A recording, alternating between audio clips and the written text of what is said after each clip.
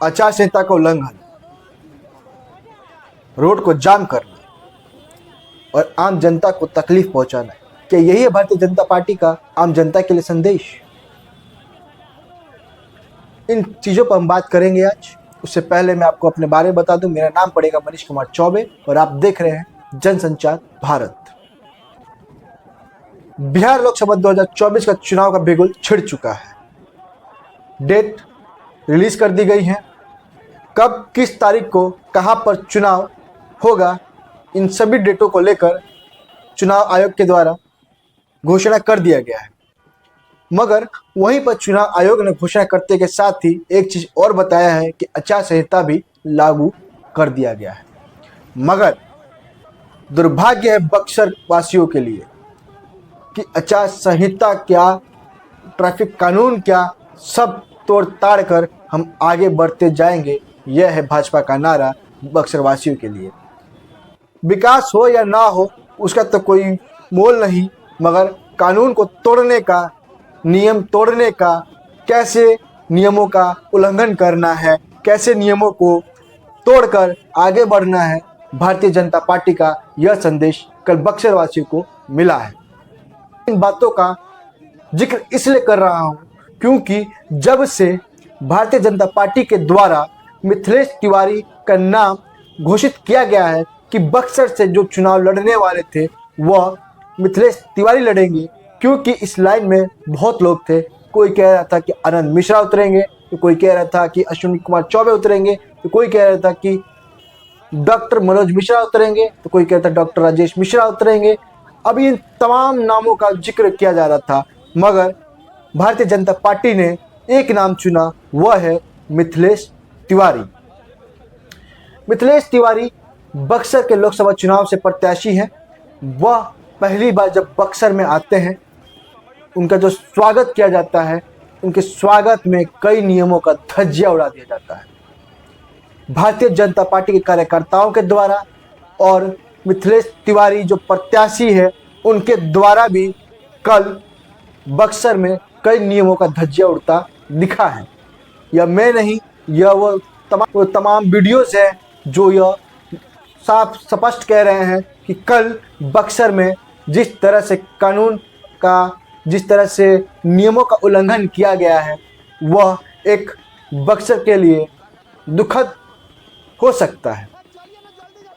अगर प्रशासन ही इन नियमों का उल्लंघन होता हुआ देख रहा है और उस पर कोई कदम नहीं उठा रहा है, तो ये समझ लीजिए कि बिहार की प्रशासन किस हद तक काम करती है। बक्सर में मिथिलेश तिवारी का आगमन होता है, पुष्पों से उनका स्वागत किया जाता है। पुष्पों से स्वागत करने के लिए बुलडोजर खड़े कर दिए जाते हैं। बुलडोजर पर भारतीय जनता पार्टी के कार्यकर्ता खड़े होते हैं और उस पर से पुष्प उनके ऊपर गिराते हैं।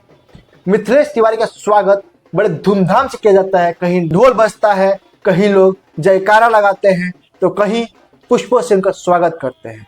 ये तीन चीज़ों का मैं जिक्र इसलिए कर रहा हूँ क्योंकि आचार संहिता में साफ तौर पर कहा जाता है कि आप कोई रैली नहीं कर सकते हैं, किसी भी तरह का प्रचार नहीं कर सकते हैं। मगर कल बक्सर में मिथिलेश तिवारी के आगमन में इन तमाम नियमों का उल्लंघन होता हुआ आप इस वीडियो में देख सकते हैं।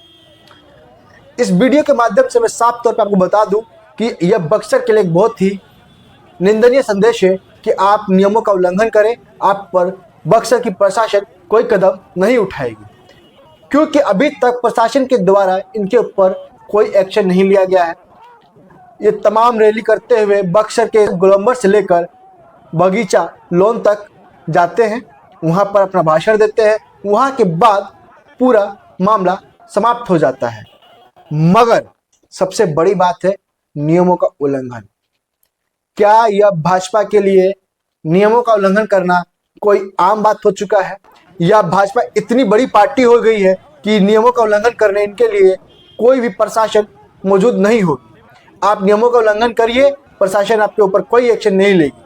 क्या यह भाजपा के द्वारा लोगों को संदेश दिया जा रहा है कि आप भाजपा में जुड़े और आप नियमों को तोड़ें और साथ ही आप पर कोई एक्शन नहीं होगा?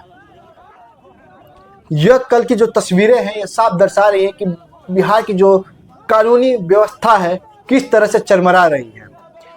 बहरहाल वहाँ पर नियमों का उल्लंघन होता हुआ मैंने देखा, किस तरह से नियमों का उल्लंघन किया गया, किस तरह से ट्रैफिक रूल्स का उल्लंघन किया गया, किस तरह से आम जनता को तकलीफें पहुंचाई गई। ये तमाम तस्वीरें आपको देखने को मिलेगा। आप तस्वीरों को देखकर बताइएगा, क्या भारतीय जनता पार्टी का संदेश साफ स्पष्ट पर यह है कि नियमों का उल्लंघन करें और आप भारतीय जनता पार्टी के हैं तो आप पर कोई भी कार्रवाई नहीं की जाएगी। इन तमाम चीज़ों पर आपका क्या राय है कमेंट बॉक्स में ज़रूर बताइएगा। और प्रशासन के द्वारा कल के रैली का लेकर क्या एक्शन लिया जा रहा है, इसका जैसे ही प्रशासन के द्वारा कुछ घोषणा होता है वो हम आपको बताने का प्रयास करेंगे। फिलहाल इस खबर में इतना ही। तमाम खबरों के लिए जनसंचार भारत के साथ बने रहें। धन्यवाद।